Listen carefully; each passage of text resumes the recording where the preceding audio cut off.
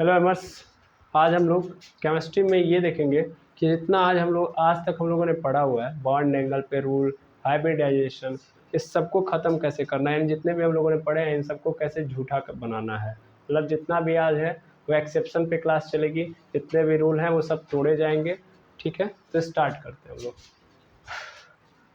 सबसे पहला हम लोगों ने कल पढ़ा था factor affecting to bond angle. Bond angle को कौन कौन से फैक्टर अफेक्ट करते हैं, और मैंने 4 पढ़े थे। 4 कौन कौन से थे? पहला था हाइब्रिडाइजेशन, दूसरा था लोन पेयर, तीसरा था इलेक्ट्रोनेगेटिविटी ऑफ सेंट्रल एटम की इलेक्ट्रोनेगेटिविटी, ठीक है, और चौथे नंबर पे आया था सराउंडिंग एटम की इलेक्ट्रोनेगेटिविटी। ठीक है, अब मैं अगर बात करूंगा यहाँ पे तो अगर मैं इन चारों को अपने माइंड में रख लूँ तो मैं आऊँगा यहाँ पे इन चीज़ों को लेके, जो मैं कल लास्ट में आपको एग्जांपल दे रहा था CH4 SiH4, ठीक है, CH4 SiH4 और फिर जर्मेनियम H4 SnH4, ठीक है, PbH4। ठीक, अगर मैं इन सब में देखूँ तो सभी में क्या हो रहा है कि सब में ध्यान से देखोगे कि तो सबकी हाइब्रिडाइजेशन क्या है, सेम है। सब sp3 बनाएंगे, सब sp3 बनाएंगे, सब sp3 बनाएंगे, बिल्कुल, यानी हाइब्रिडाइजेशन सेम है। पहली बात सेंट्रल एटम की इलेक्ट्रोनेगेटिविटी, पहली बात लोन पेयर वाली स्थिति देख लो। लोन पेयर वाली स्थिति अगर मैं देखूंगा तो लोन पेयर क्या है यहाँ पे, 0, यानी 0 LP यहाँ पे भी है, 0 LP यहाँ पे भी है, और 0 LP यहाँ पे भी है, 0 LP यहाँ पे भी है, और 0 LP यहाँ पे भी है।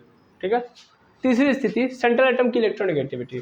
तो सेंट्रल एटम की इलेक्ट्रोनेगेटिविटी देखोगे तो कार्बन की सबसे ज़्यादा होगी, सिलिकॉन से भी ज़्यादा होगी, और सिलिकॉन से भी मतलब सिलिकॉन की जर्मेनियम से ज़्यादा होगी, और एसएन की जर्मेनियम से भी ज़्यादा होगी, मतलब सॉरी जर्मेनियम की एसएन से भी ज़्यादा होगी, और पीबी की उससे कम।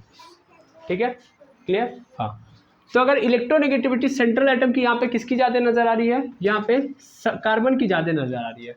और हमने पढ़ा है कि जो कार्बन की सेंट्रल एटम की अगर इलेक्ट्रोनेगेटिविटी ज़्यादा है तो उस कंडीशन में क्या होगा कि बॉन्ड एंगल क्या होगा, बढ़ेगा। यानी हमने ये पढ़ा हुआ है। अगर इन चारों को मैं फिर से लेके आऊँ तो हाइब्रिडाइजेशन की मैं बात करूँ तो hybridisation is directly inverse proportional to bond angle. Hybridisation number बढ़ेगा तो बॉन्ड एंगल घटेगा। लोन पेयर वाले में देखोगे तो लोन पेयर वाले में केस में भी हम लोगों ने देखा था कि इनवर्स प्रोपोर्शनल होता है बॉन्ड एंगल के। लेकिन सेंट्रल एटम में कैसा केस होता है कि सेंट्रल एटम की इलेक्ट्रोनेगेटिविटी अगर बढ़ रही है तो इलेक्ट्रोनेगेटिविटी सेंट्रल एटम की बढ़ेगी, तो वो क्या होगा, बॉन्ड एंगल को क्या करेगी, बढ़ाएगा। जबकि सराउंडिंग एटम की इलेक्ट्रोनेगेटिविटी अगर बढ़ रही है तो डायरेक्टली प्रोपोर्शनल होता है, इनवर्स प्रोपोर्शनल होता है बॉन्ड एंगल के। ये सब बातें हम लोगों ने पढ़ी है, आया ना? बिल्कुल। तो अगर मैं यहाँ पे बात करूँ तो कार्बन की इलेक्ट्रोनेगेटिविटी ज़्यादा है यहाँ पे, क्योंकि हाइब्रिडाइजेशन सेम है, लोन पेयर यहाँ पे सेम है, और सराउंडिंग एटम भी क्या है, सेम है। यानी इन तीनों से तो कोई केस बनने वाला है नहीं, बनेगा कहाँ से, यहाँ से। तो अगर मैं यहाँ से देखूँगा तो इस कंडीशन में मुझे दिख रहा है कि कार्बन की इलेक्ट्रोनेगेटिविटी सबसे ज़्यादा है, तो यानी यहाँ पे अगर कार्बन की ज़्यादा है तो यहाँ पे जो बॉन्ड एंगल बन रहा होगा CH4 में H के बीच में, ठीक है, HH के बीच में, यहाँ पे किसके किसके बीच की मैं बात कर रहा हूँ, HH के बीच की बात कर रहा हूँ। हाइड्रोजन के बीच में जो एंगल बन रहा होगा CH4 में ज़्यादा होगा, जबकि SiH4 में क्या होगा, उससे कम होगा। जर्मेनियम H4 में उससे भी क्या होगा, कम होगा, और उससे भी कम किस में होगा, SnH4 में, और उससे भी कम PbH4 में। ठीक है, इसी अनुसार चलेगा, हाँ या ना? यही तो एक्सपेक्टेड है मेरा, यस आर नो? यानी अगर मैं देखूंगा तो सबसे ज़्यादा भाई यहाँ पे अगर मैं बॉन्ड एंगल की बात करूँगा तो CH4 के अंदर ध्यान से देखोगे तो ये रहा CH4, ये रहा H, ये रहा H, ये रहा H, ये रहा H। तो सबसे ज़्यादा एंगल जो क्रिएट होगा, मान लो यहाँ पे अल्फ़ा है तो अल्फ़ा यहाँ पे, और मान लो अगर मैं ले रहा हूँ SiH4, ठीक है, ये H और ये H, तो यहाँ पे जो मान लेता हूँ बीटा बनेगा, तो 100% यहाँ पे अल्फ़ा क्या होगा, बड़ा होगा बीटा से। इसका रीज़न क्या है, क्योंकि कार्बन क्या है मेरा, मोर इलेक्ट्रोनेगेटिव है किसके कंपैरिजन में, सिलिकॉन के। ठीक है, तो ये मेरा आंसर होना चाहिए, और ये जो अभी तक मैंने पढ़ा है उसके अनुसार, ठीक है, but that is the wrong, पहला एक्सेप्शन। ठीक है, जितना रूल पढ़ा है उसको बारी बारी ब्रेक करते हैं हम लोग। ये कहता है कि ये अप्लीकेबल कब होगा, ये अप्लीकेबल तभी होगा जब किसी भी, मतलब यहाँ पे आप जो देख रहे हैं वो गलत है, इसका कारण क्या है, तो उससे पहले ये समझ लो इसका आंसर क्या है। इसका आंसर है कि जो CH4 के अंदर बॉन्ड एंगल बनेगा वो बराबर होगा SiH4 के पास, वो बराबर होगा जर्मेनियम H4 के पास, और वही बराबर होगा SnH4 में भी, और वही बराबर होगा PbH4 में भी। समझ आई बात? जो बॉन्ड एंगल होगा वो सब में क्या होगा, बराबर होगा। क्लियर है बात? बिल्कुल। अब ये हो क्यों रहा है, तो इसका कारण है, इसने बोल दिया कि देखो यार फैक्टिंग अफेक्ट जितना भी पढ़े हो तुम, यानी factor affecting of bond angle, ये जितना भी पढ़े हो तभी एप्लीकेबल होगा जब सेंट्रल एटम के पास एटलीस्ट 1 लोन पेयर हो। एटलीस्ट कितना लोन पेयर हो, कम से कम 1 लोन पेयर हो। अगर सेंट्रल एटम के पास लोन पेयर होगा तभी जाके ये केसेस फॉलो होंगे, अदरवाइज ये एप्लीकेबल नहीं होगा। ठीक है, तो इसका मतलब इसको एप्लीकेबल कराना पड़ेगा। अब इसको ऑन करने के लिए हमको ये कंडीशन ऑन करनी पड़ेगी, अदरवाइज ये फेल है। जब 0 लोन पेयर होगा तब उस कंडीशन में ये कहानी बनेगी ही नहीं। ठीक है, क्लियर? तो जितना CH4 में बन रहा है, CH4 में कितना बनता है, 160 डिग्री 28 मिनट, 109 डिग्री 28 मिनट। ठीक है, 109 डिग्री 28 मिनट बनता है, और यहाँ पे ये सब में बनेगा, सब में 109 डिग्री 28 मिनट ही बनेगा। क्लियर है? क्यों? क्योंकि किसी के पास लोन पेयर नहीं है। यानी ये पावर, इससे कोई मतलब नहीं पड़ता कि सेंट्रल एटम की इलेक्ट्रोनेगेटिविटी ज़्यादा है कि कम है, सराउंडिंग एटम की इलेक्ट्रोनेगेटिविटी ज़्यादा है कि कम है। ठीक है, इससे मुझे कुछ नहीं लेना देना जब तक लोन पेयर नहीं रहेगा। आई होप ये पहला एक्सेप्शन आपने समझ लिया। ठीक है, चलते हैं दूसरे एक्सेप्शन के पास चलते हैं, और दूसरे एक्सेप्शन में से कहानी को आगे बढ़ाते हैं। मैं इसको मिटा दूँ? बिल्कुल। अब दूसरा जो एक्सेप्शन मेरे पास आता है वो कुछ इस प्रकार से होता है। तो क्या होता है इसको देखिएगा।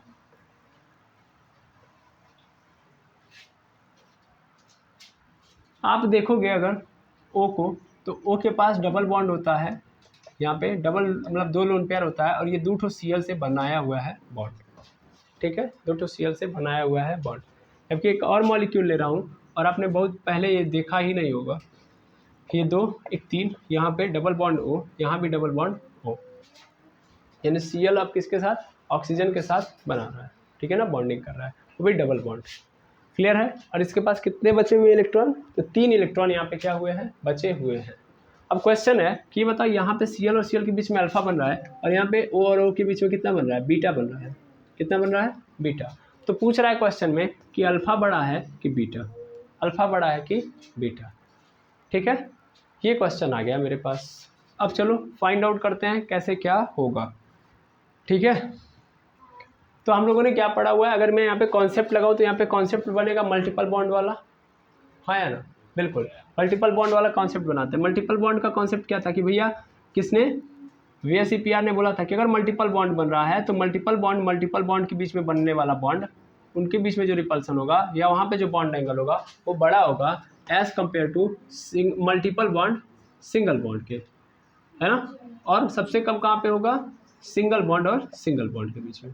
यानी मल्टीपल बॉन्ड के बीच में बनने वाला बॉन्ड एंगल बड़ा होगा मल्टीपल बॉन्ड सिंगल बॉन्ड के बीच में बनने वाले एंगल से, और सिंगल बॉन्ड के बीच में बनने वाले एंगल से। ठीक है, यहाँ पे मैं अगर इस कॉन्सेप्ट को लगाऊं तो क्या होगा, यहाँ पे Cl और Cl, यहाँ पे देखोगे यहाँ पे सिंगल बॉन्ड, यहाँ पे सिंगल बॉन्ड, तो सिंगल बॉन्ड बन रहा है, तो यहाँ पे सिंगल बॉन्ड बन रहा है, इसका मतलब यहाँ पे अल्फा क्या होगा, छोटा होगा। जबकि यहाँ पे डबल बॉन्ड बन रहा है तो यहाँ पे रिपल्सन ज़्यादा होगा।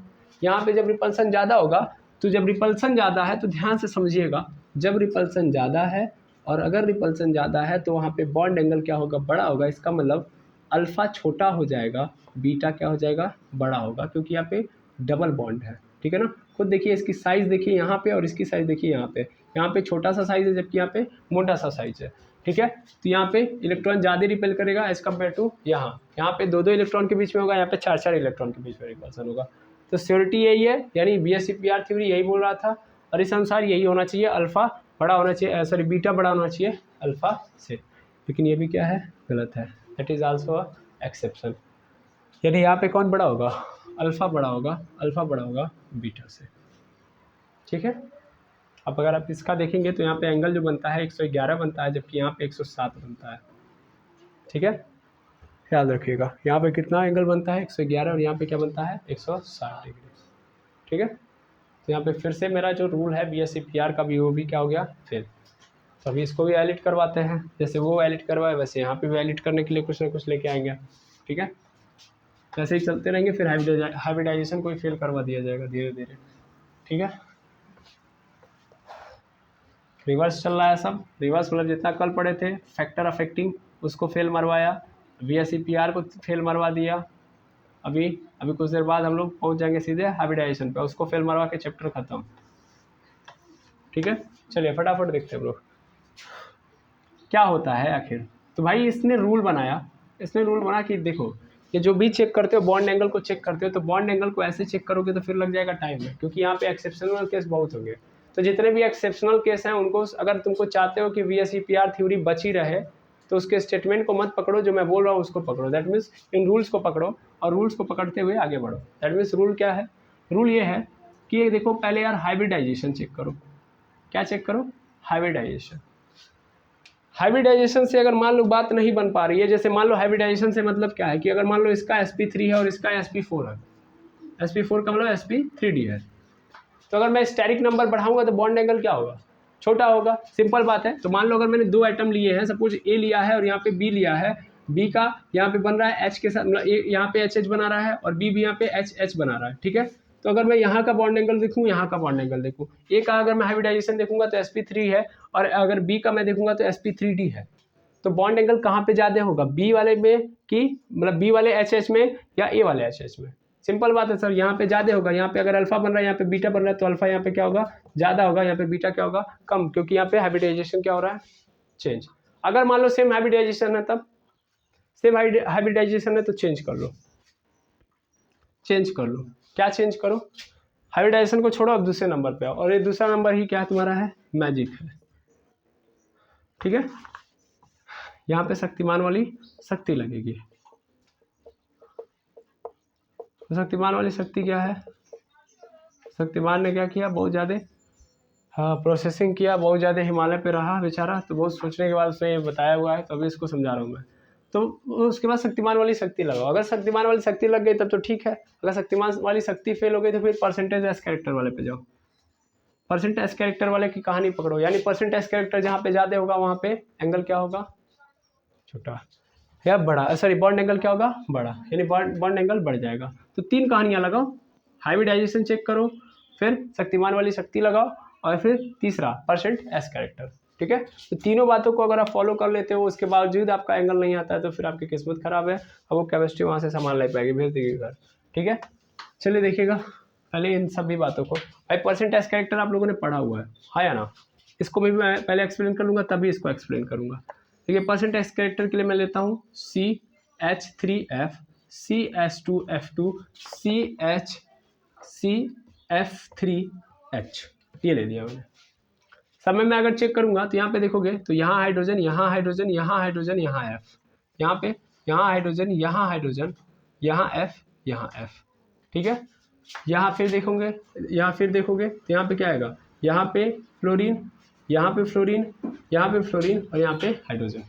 हो गया, सिंपल बात है, जहाँ फ्लोरीन आएगा इलेक्ट्रोनेगेटिव एलिमेंट है। सिंपल बात है कि फ्लोरीन इलेक्ट्रोनेगेटिव एलिमेंट है, और इलेक्ट्रोनेगेटिव एलिमेंट की प्रॉपर्टी क्या होती है कि उनकी इलेक्ट्रोनेगेटिविटी ज़्यादा होती है, इसका मतलब उनके अंदर परसेंट पी कैरेक्टर क्या होता है, ज़्यादा होता है। इस चीज़ को आप नोट कर लीजिएगा कि परसेंट पी कैरेक्टर ज़्यादा होने का मतलब भी क्या है, इलेक्ट्रोनेगेटिविटी क्या हो रही है, ज़्यादा। ठीक है, इस बात को याद रखिए, क्योंकि ये ज़्यादातर ऑब्जर्वेशन में आपको यही नजर आएगा। भाई फ्लोरीन और इसमें देखोगे तो किसका मतलब फ्लोरीन सबसे ज़्यादा इलेक्ट्रोनेगेटिव है, और इसके पास पी कैरेक्टर भी क्या होगा, ज़्यादा। इतने हज़ार बार मैंने फ्लोरीन का नाम ले लिया तो पी कैरेक्टर तो अपने आप याद आ जाएगा। ठीक है, वैसे भी आप समझ लो, अगर नहीं समझ में आ रहा है, जो आप बहुत बड़े लोला है तो इसका मतलब एफ किस ब्लॉक से आता है, पी ब्लॉक से आता है। एच किस ब्लॉक से आता है, एस ब्लॉक से आता है। सिंपल बात है, इसके पास एस की प्रॉपर्टी ज़्यादा रहेगी, इसके पास एस की प्रॉपर्टी कम रहेगी, तो यहाँ से भी समझ लो। ठीक है, तो अगर मैं बात करूंगा यहाँ पे, तो यहाँ पे परसेंट एस कैरेक्टर ज़्यादा होगा, यहाँ पे परसेंट एस कैरेक्टर ज़्यादा होगा, यहाँ पे परसेंट एस कैरेक्टर ज़्यादा होगा, और यहाँ पे परसेंट एफ कैरेक्टर क्या होगा, कम होगा कि नहीं होगा। भाई यहाँ पे देखना, यहाँ भी अभी समझाऊंगा, अभी कई सारी कहानियाँ यहाँ पे भी बनेंगी। ठीक है ना, चलो देखो कैसे। मान लो अगर मैं इस कार्बन की देखता हूँ, कार्बन ने कितना हाइब्रिडाइजेशन किया है, sp3 किया हुआ है। ठीक है, थोड़ा अच्छे से समझना तो आपको ज़्यादा समझ में आएगा। यहाँ पे देखो, इस वाले बात को मैं जो समझा रहा हूँ, यहाँ पे H H H और यहाँ पे F। ठीक है, sp3 किया है, sp3 किया है, तो S का कितना परसेंट है, यहाँ पे S का कितना है, 25% हिस्सा है, 25% हिस्सा S का है, और P का कितना हिस्सा है, P का है 75%, यानी 75% कौन सा कैरेक्टर है, P कैरेक्टर है, और एस कैरेक्टर क्या है 25%। अब ये 25% का जो हिस्सेदारी है, इस 25% में कितने लोग हैं यहाँ पे 3 लोग जी खा रहे हैं, है ना। जबकि यहाँ पे 75% में अकेला एफ राज कर रहा है ना, क्योंकि इसी के पास ये 75% का कैरेक्टर होगा, जबकि इस 25% में 3 लोग खा रहे हैं, ठीक है। तो अगर मैं बात करूं यहाँ पे, अगर ऐसे समझ पा रहे हो तो ऐसे समझना, अदरवाइज यहाँ पे तुम लोग फुल्ली समझ पा रहे होगे कि सिंपल ये इसके पास परसेंटेज कैरेक्टर ज़्यादा होगा, परसेंटेज कैरेक्टर ज़्यादा होगा तो यहाँ पे बॉन्ड एंगल क्या होगा ज़्यादा। अदरवाइज यहाँ से भी आप समझ सकते हो कि 25% वाली कहानी है कि 3 लोग खा रहे हैं यहाँ पे जब आओगे तो इस 25% के अंदर मतलब बात वही चल रही है, आपको बस मैंने परसेंटेज के अंदर उतार दिया है, तो बस खेल चेंज नहीं हो रहा है। चलिए आप वहीं से समझिए, बहुत ज़्यादा ऊपर नीचे कर दूंगा तो फिर दिमाग हो जाएगा आपका हैंग। यहाँ पे देखिएगा परसेंटेज कैरेक्टर यहाँ पे ज़्यादा होगा, यहाँ पे परसेंटेज कैरेक्टर क्या होगा ज़्यादा होगा, तो यहाँ पे बॉन्ड एंगल क्या होगा ज़्यादा। सिंपल बात है कि परसेंट एस कैरेक्टर ज़्यादा होने का मतलब क्या है बॉन्ड एंगल बढ़ाएगा, ये पढ़ा हम लोगों ने। जबकि यहाँ पे देखोगे, यहाँ पे देखो ये वाला समझ में आ गया, यहाँ वाला इस वाले में जब आओगे तो यहाँ भी सेम कहानी बनेगी। इस 25% में कौन है, इस 25% में भाई 2 हाइड्रोजन जी रहे हैं, और 75% में कितने हैं सॉरी यहाँ पे हाइड्रोजन 50% लेके आएगा, वे हाइड्रोजन ने 50% कर दिया, इनके कहने का अर्थ है।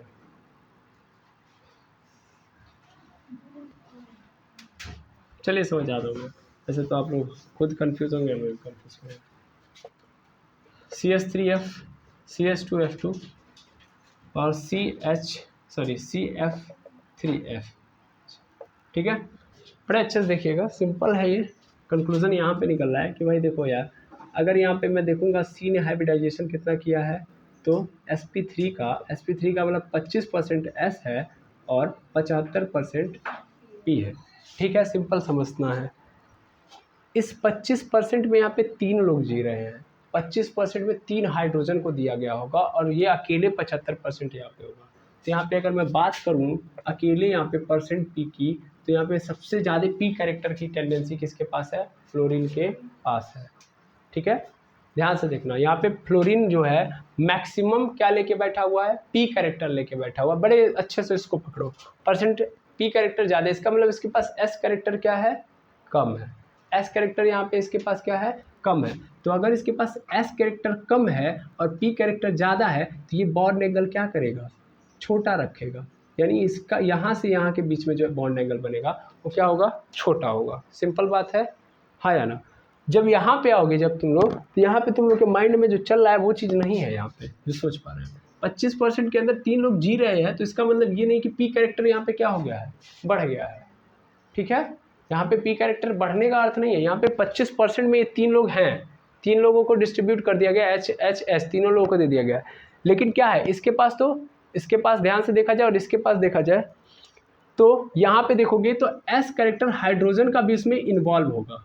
इसमें क्या होगा भाई, हाइड्रोजन का लेके आओगे, चूंकि ध्यान देना ये कार्बन का आप 25% ले रहे हो, इस कार्बन के 25% में 3 लोग आएंगे, ये हाइड्रोजन अपना लेके आएगा, ये अपना हाइड्रोजन लेके आएगा।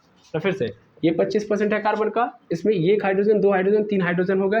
ये तीनों हाइड्रोजन क्या करेंगे, इस 25% में अपना अपना पार्टिसिपेट करेंगे। तो जब ये 25% है, अगर तीनों को मैं डिवाइड करूंगा तो कितना हो जाएगा, भारतीय 36 हो जाता है, 8 3 के 24, मान लेता हूँ 8% कहाँ है, एस दे रहा है, 8% क्या दे रहा है, एस। और बाकी का जो है वो कौन दे देगा, हाइड्रोजन, क्योंकि हाइड्रोजन ऑलरेडी जो ऑर्बिटल लेके आएगा ओवरलैप करने, वो कैसा होगा, एस ऑर्बिटल का होगा। तो इधर से भी मिल गया और इधर से भी मिल गया, तो दोनों से मिल गया, तो यहाँ पे क्या हो जाएगा, ऑर्बिटल की साइज क्या हो जाएगी, बढ़ जाएगी, क्योंकि दोनों साइड से हमको एस मिल रहा है, इसलिए यहाँ पे क्या होगा, बॉन्ड एंगल क्या हो जाएगा, बढ़ जाएगा, ठीक है। ऐसे समझो, या नॉर्मल वे में भी समझ सकते हो, कोई दिक्कत नहीं है। यहाँ पे देख लो, ये कार्बन, ये 2 हाइड्रोजन यहाँ पे है, यहाँ पे क्या होगा, 2 फ्लोरीन है, ठीक है, 2 फ्लोरीन।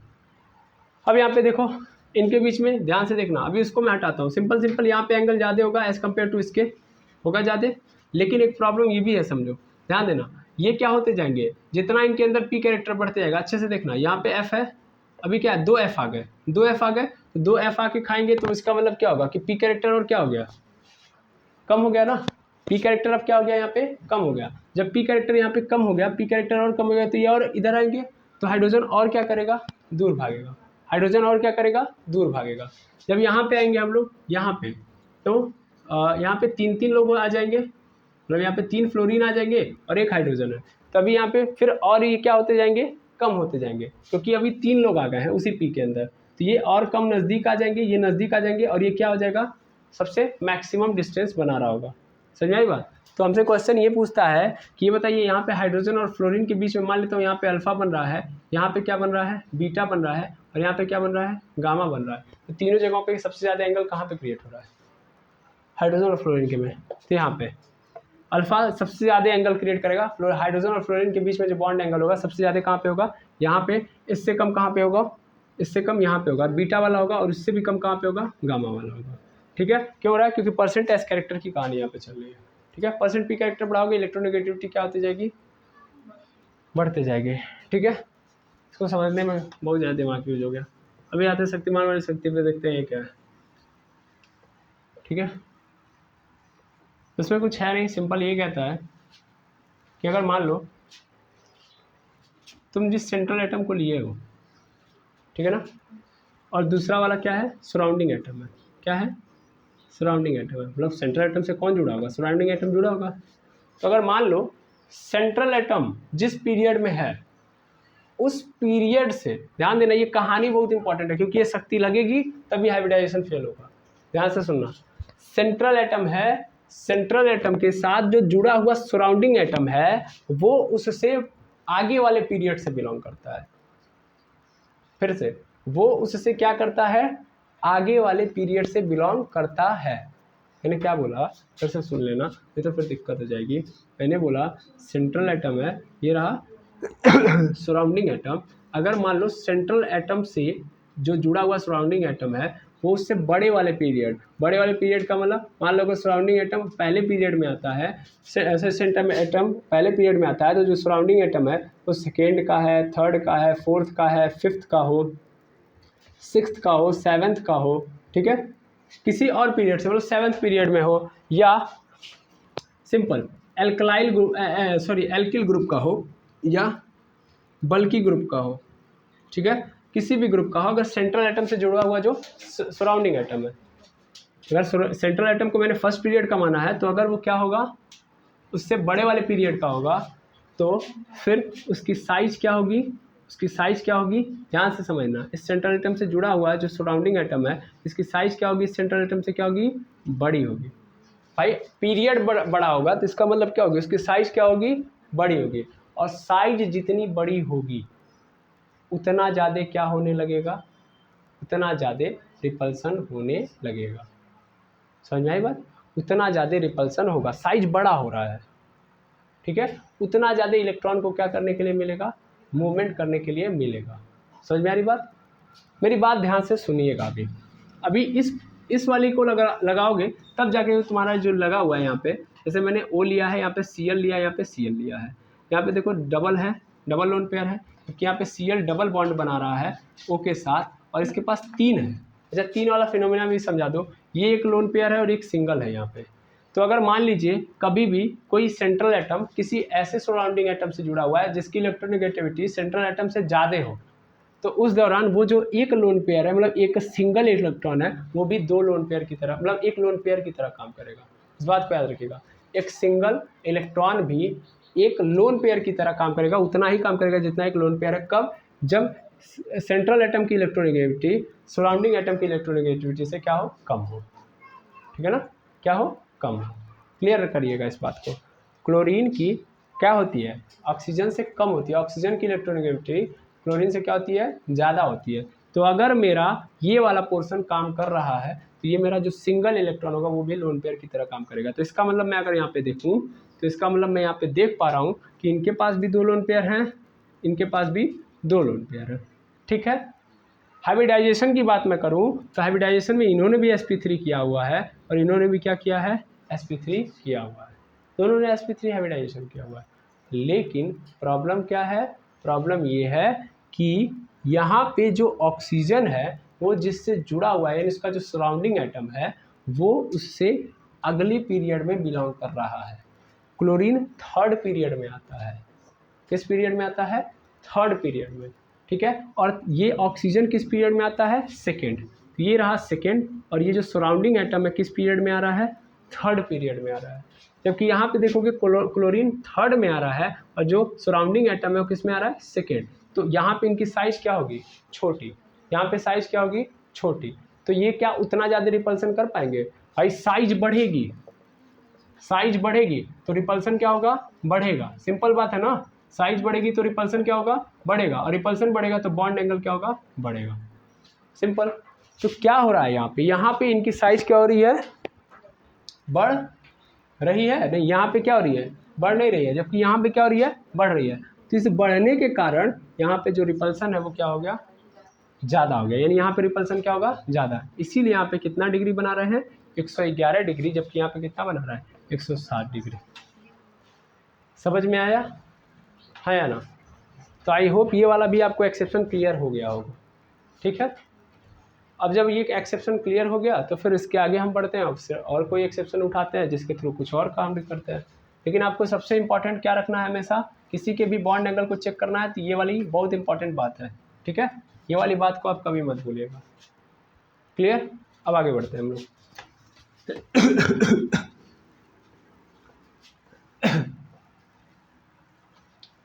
इस पे बेस्ड एक आध क्वेश्चन देख लेते हैं। मैं पॉज कर रहा हूँ, फिर क्वेश्चन देखो। चलिए आगे देखेंगे। तो मेरे पास ये दो तीन क्वेश्चन है, इनको हम लोग सॉल्व करते हैं फटाफट, ठीक है। तीसरे का 3 और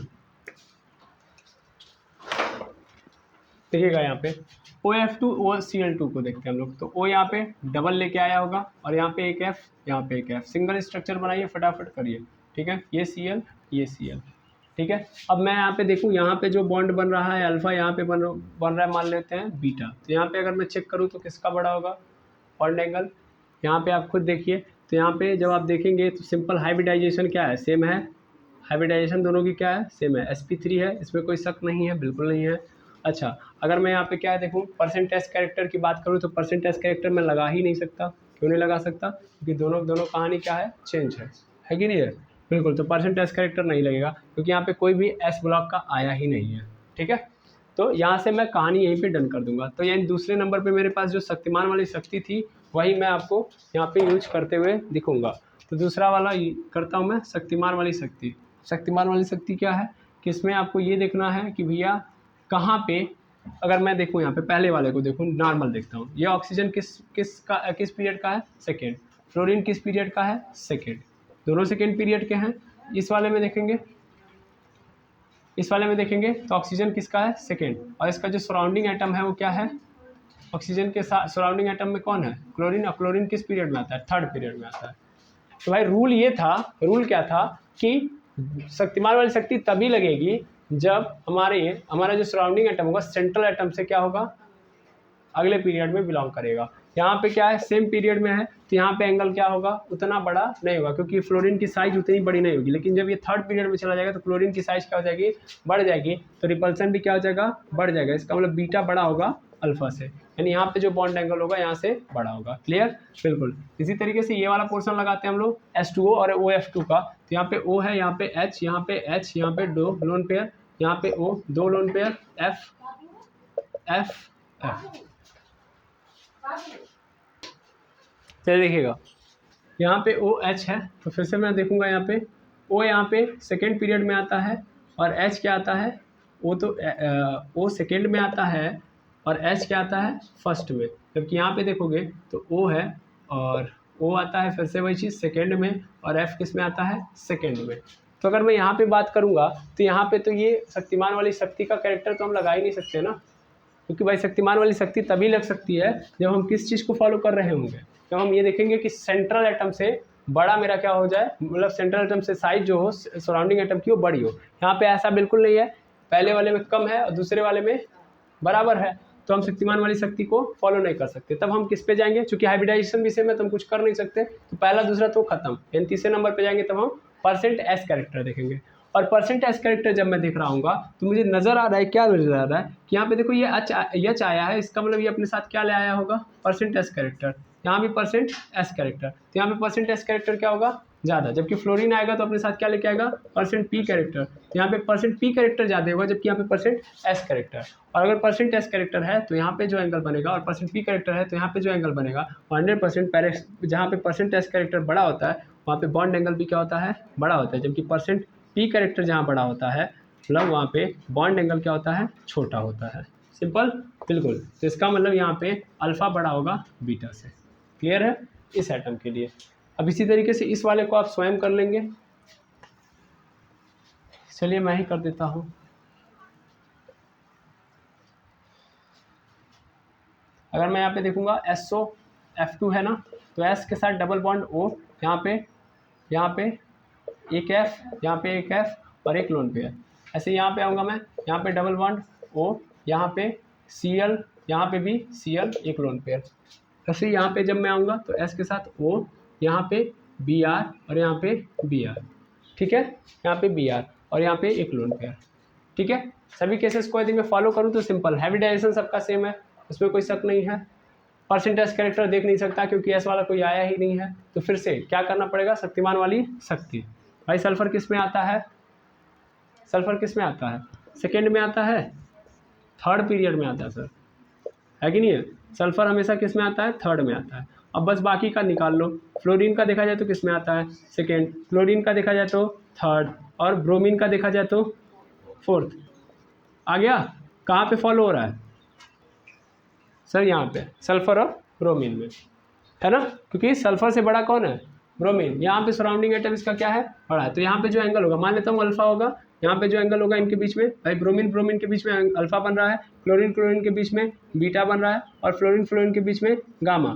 तो 100% अल्फा क्या होगा, बड़ा होगा बीटा से, और बीटा से भी बड़ा क्या होगा, गामा। सर बीटा बड़ा होगा गामा से, बीटा से बड़ा नहीं होगा गामा, ठीक है। यानी अल्फा बड़ा होगा बीटा से और बीटा बड़ा होगा गामा से। ये आप लोगों ने समझ लिया शक्तिमान वाली शक्ति को का यूज कैसे करना है, सिंपल लॉजिक आपने समझ लिया। अब हम क्या देखेंगे, अब हम आगे देखेंगे, और आगे क्या देखेंगे कि how to fail the hybridisation, hybridisation को फेल कैसे करते हैं, ठीक है। तो इसको मैं आपको एक्सप्लेन करता हूँ। इसके लिए हम लोगों ने लिए हुए हैं कुछ मॉलिक्यूल अपने हाथ में, एक है NH3, फिर PS3, ASH3, और उसके बाद SbH3, ठीक लिया हुआ है, बिल्कुल। अब मैं अगर इसको देखूंगा तो मैं यहाँ पे लगाता हूँ बॉन्ड एंगल चेक करता हूँ, ठीक है ना। बॉन्ड एंगल चेक करूँगा मैं, यहाँ पे नाइट्रोजन है, यहाँ पे डबल बॉन्ड, यहाँ पे एक H, यहाँ पे एक H और यहाँ पे एक H, फिर यहाँ पे P है, फिर P पे भी एक लोन पेयर, यहाँ पे एक H, यहाँ पे एक H, यहाँ पे एक H, फिर AS, इस पे भी एक लोन पेयर, यहाँ पे भी H, यहाँ पे भी H, यहाँ पे भी H, SB, यहाँ पे भी एक H, यहाँ पे भी एक H और यहाँ पे भी एक H और एक लोन पेयर है, बिल्कुल। अरे हाँ ना बोलिए, ठीक है, ये कहानी बन गई। अब मैं अगर इनके बीच का बॉन्ड एंगल चेक करूँ तो भाई बॉन्ड एंगल चेक करने का क्या अर्थ है, बिल्कुल यहाँ पे क्या अर्थ निकल के आ रहा है, यहाँ पे आपको नज़र आ रहा है कि क्या इलेक्ट्रोनेगेटिविटी का कोई चांस बनेगा। इलेक्ट्रोनेगेटिविटी का अगर चांस हम बना रहे हैं तो खुद आप ऑब्जर्व करिएगा, यहाँ पे हाइड्रोजन हाइड्रोजन के बीच में जो बॉन्ड एंगल बनेगा, हमको ही पता है नाइट्रोजन ज़्यादा मोर इलेक्ट्रोनेगेटिव होगा फॉस्फोरस से, फॉस्फोरस किससे, आर्सेनिक से, आर्सेनिक Sb से, है कि नहीं है, बिल्कुल बिल्कुल। अब मैं अगर ऐसा लेके चलूँ तो सेंट्रल एटम मेरा मोर इलेक्ट्रोनेगेटिव है, भाई वो वाला कहानी नहीं लग सकता है। यहाँ पे हाइब्रिडाइजेशन सबका क्या है, सेम है, sp3 तो sp3 सबका है, इसमें कोई ऑप्शन नहीं है, नहीं ना है, पहली बात। दूसरी बात, शक्तिमान वाली शक्ति भी नहीं लगा सकते क्योंकि सबके सब क्या हैं, क्या बोलते हैं, साइज में छोटे हैं, तो शक्तिमान वाली शक्ति भी नहीं लगा सकते। परसेंटेज कैरेक्टर लगाओ तो सब जगह पे तो आपका सराउंडिंग एटम भी सेम है, तो परसेंटेज कैरेक्टर लगाने से भी कोई फ़ायदा नहीं है, यानी वो जितना भी लगाया वो सब फेल मार गया, ठीक है। फेल करना ही है हमको किसी भी तरीके से। एक स्टेटमेंट जब ली जाती है तो उसको तोड़ा कैसे जाए, यही केमिस्ट्री सिखाती है हमको, ठीक है। तो एक बार एक रूल बनाइए फिर उसको तोड़िए, यही गेम है केमिस्ट्री का, इसको समझते हैं हम लोग अच्छे से तोड़ते हैं।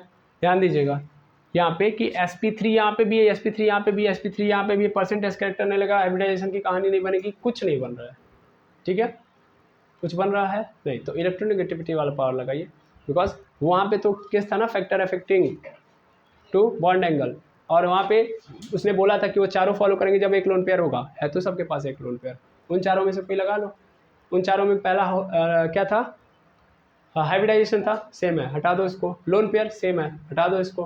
फिर उसके बाद क्या आया था, इलेक्ट्रोनेगेटिव या सेंट्रल एटम, तो वहाँ से काम बन सकता है। अगर मैं उस केस को लेके पकड़ूँ तब मैं बॉन्ड एंगल डिफाइन कर सकता हूँ। और यहाँ पे मैं देख रहा हूँ नाइट्रोजन का क्या है, इलेक्ट्रोनेगेटिविटी ज़्यादा है, तो इनके बीच में जो एंगल बनेगा क्या होगा, ज़्यादा होगा। सिंपल बात है। यानी अगर यहाँ पे मैं एंगल देखूँ और यहाँ पे मान लेता हूँ बीटा बन रहा है, सपोज कर लो, तो चूंकि बराबर बनेगा ना, सब हाइड्रोजन है, यहाँ अगर अल्फा बन रहा है तो यहाँ भी अल्फा बनेगा, यहाँ बीटा बन रहा है तो यहाँ भी बीटा बनेगा। अगर मान लो यहाँ गामा बन रहा है तो यहाँ पे गामा बनेगा, यहाँ पे फाई बन रहा है तो यहाँ भी फाई बनेगा। ठीक है, तो 100% श्योरिटी है कि अल्फा ज़्यादा होगा, ठीक है ना, बीटा कम होगा, ठीक है, और क्या होगा, गामा उससे कम होगा, और उसके बाद फाई उससे भी कम होगा। होना भी चाहिए और यही होता भी है, इसमें कोई दिक्कत नहीं है। यहाँ पे रूल ब्रेक नहीं हो रहा है, इसमें कोई दिक्कत नहीं है। ठीक है, चलिए मैं इसको आगे और थोड़ा सा एक्सप्लेन करता हूँ तो आपको समझ में आएगा। यानी यहाँ पे ये बोला गया कि बॉन्ड एंगल क्या होगा, आगे जाने पे डिक्रीज होगा, और यही यहाँ पे कंडीशन भी है। ठीक है, लेकिन जो ये कंडीशन आप देख रहे हो वो उस केस में क्या हो जाएगी, चेंज कैसे होगी, इसको मैं समझा रहा हूँ। जब हम देख रहे हैं कि मैंने बोला कि नाइट्रोजन की इलेक्ट्रोनेगेटिविटी फास्फोरस से ज़्यादा होगी, फास्फोरस की आर्सेनिक से ज़्यादा होगी, और आर्सेनिक की एंटीमनी से ज़्यादा होगी, ये जो मैंने बताया यही गलत है। ठीक है, ये क्या है, गलत है। एक्चुअल में नाइट्रोजन क्या होता है, कम इलेक्ट्रोनेगेटिव होता है फास्फोरस से, और फास्फोरस जो होता है आर्सेनिक से भी कम होता है। समझ पा रहे हैं, इसी चीज़ को समझाना बहुत ज़रूरी है। यहाँ पे केस क्या हो गया है, चेंज। इलेक्ट्रोनेगेटिविटी क्या है, हम एक्सपेक्ट कर रहे थे कि ऐसा होता है, लेकिन इसकी इलेक्ट्रोनेगेटिविटी क्या होती है, चेंज। अगर मैं इसको अगर सीधा मान के चलूँगा, ऐसे लेके चलूँगा, तब तो मेरा जो ऑर्डर आया है वो सही है, तब मुझे किसी को फेल और पास करने की ज़रूरत नहीं है। लेकिन प्रॉब्लम क्या है यहाँ पे, कि प्रॉब्लम ये हो चुकी है कि यहाँ पे इलेक्ट्रोनेगेटिविटी का जो क्रम है वो क्या हो चुका है, चेंज। ये ऐसे होता है, अगर ऐसे होता है तो 100% ये जो ऑर्डर है वो भी क्या हो जाएगा, चेंज। तो ये ऐसे होगा, ऐसे होगा, ऐसे होगा। ठीक है, ये मैं अपने मन से नहीं बोल रहा हूँ, ठीक है ना, ये हम लोगों ने इलेक्ट्रोनेगेटिविटी में पढ़ा हुआ है। अगर जिसको प्रॉब्लम होगी तो कहेगा पूरा पढ़ा दूंगा। ठीक है, यहाँ पे देखिएगा, यहाँ पे जब मैं आऊँगा तो अगर ऐसा होता है, ऐसा होना भी चाहिए, लेकिन जब हम लोगों ने इसको एक्सपेरिमेंटली देखा तो फिर चीज़ें क्या हो गई, चेंज। चीज़ें क्या हो गई, चेंज। अभी चेंज क्या हुआ, बहुत भयंकर चेंज हुआ। यहाँ पे बोला गया कि यहाँ पे 160 डिग्री बन रहा है, यहाँ पे कितना बन रहा है एंगल, 160 डिग्री, और यहाँ पे हड़ाक से 93 डिग्री हो गया। यहाँ पे उससे भी कम 92 डिग्री, यहाँ पे उससे भी कम 91 डिग्री। पहला वाला केस फॉलो कर रहा है। अगर इसके पहले हम देखें, अगर नाइट्रोजन को मोर इलेक्ट्रोनेगेटिव बना दें फास्फोरस से, तब मेरा वो केस फॉलो करेगा, अल्फा बड़ा होगा, बीटा से बीटा बड़ा होगा, गामा से गामा बड़ा होगा, फाई से चल भी रहा है सही। लेकिन यहाँ पे चेंज है, सेंट्रल एटम की इलेक्ट्रोनेगेटिविटी क्या है, चेंज है, ऐसे चल रहा है क्रम, तो बॉन्ड का जो एंगल है वो भी ऐसे चल रहा है। और यहाँ पे क्या है, एंगल देख रहे हो तो ऐसे नज़र आ रहा है। ये जो देखा गया वो एक्चुअल में था, वो एक्चुअल में क्या था, एक्सपेरिमेंटल था। ठीक है, और केमिस्ट्री का एक्सपेरिमेंट मतलब क्यों हुआ वो कोई बता नहीं सकता, बस देखा उन्होंने माइक्रोस्कोप से, बोल दिया, काम खत्म। अब भाई वो आंसर नहीं दे सकते, वो अनेबल है, बस उन्होंने बोल दिया इसको मानो, मानना है तो मानो, नहीं मानना है तो भी मानो। ठीक है, दोनों केस में मानो। ठीक है, तो ये लॉजिक लगाया उन्होंने कि 160 डिग्री इसका होगा, 93 डिग्री इसका होगा, 92 डिग्री इसका होगा, 91 डिग्री इसका होगा। तब वाई तो मिला नहीं है, एक्सपेरिमेंटल बता दिया गया, तो कारण बाद में समझ में आया, क्योंकि एक बार एक्सपेरिमेंट होता है तो 4000 साल लग जाते हैं फिर उसके वाई निकालने में, केमिस्ट्री चल रही है भाई।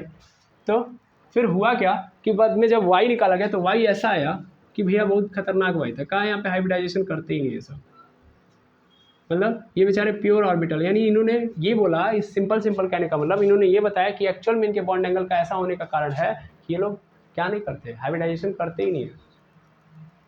तो अभी जो ही बोला इन्होंने हाइब्रिडाइजेशन नहीं करते, तो फिर जितनी थ्योरी थी हाइब्रिडाइजेशन वाली वो तुरंत की तुरंत क्रैश हो जाएगी। रीज़न, क्योंकि ये बोला गया है कि सबसे पहले इंटरमिक्सिंग होती है, इंटरमिक्सिंग के बाद फिर जब एक सेम एनर्जी वाले ऑर्बिटल बन जाते हैं तब जाके उन ऑर्बिटल का ओवरलैपिंग होती है। तो यानी बिना हाइब्रिडाइजेशन के ओवरलैपिंग नहीं होगी, पहले हाइब्रिडाइजेशन होगा ताकि एनर्जी सबकी क्या कर पाए, सेम। जब हाइब्रिडाइजेशन होगा तब क्या होगी, ओवरलैपिंग होगी।